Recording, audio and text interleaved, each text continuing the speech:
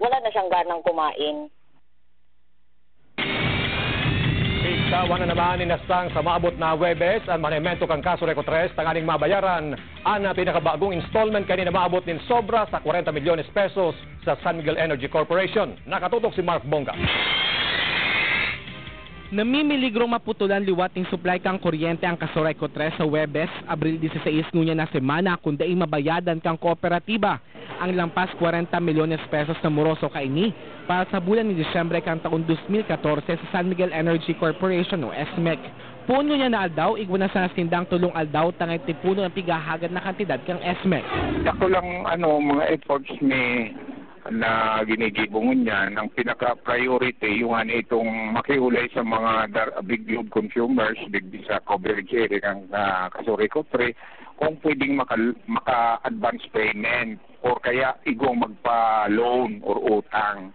Dugang pa ni Kasoreco 3 Board President Villar kang nakalihis na bulan nagdulok na sinda sa National Electrification Administration o NEA para mag-utang. 20 milyones pesos subot ang kota sa indang susublion para maging working capital kang kooperatiba. Alaga dahil sinda pigpautang huli tambay na subot sindang kapasidad na bayadan ini. Tanganing masolusyonan ang krisis kang kooperatiba, solamente ang private sector partnership ang sindang pigihiling na paagi. Sa ngunya nagpapatabang ng subot sinda sa sarong external accountant tanganing maiprepara ang manibabang rekisito sa sing dokumentos.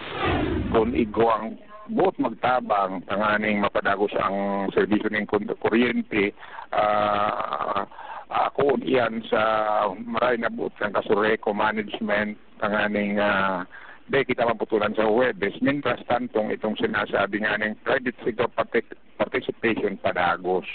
Sa presente igwang kuryente sa Rinconada area matapos mabayadan kang Kasoreco 3 ang moroso para sa bulan ng Pebrero kang nakalihis na Biyernes. Mark Bongat, nakatutok 24 oras, Bicol.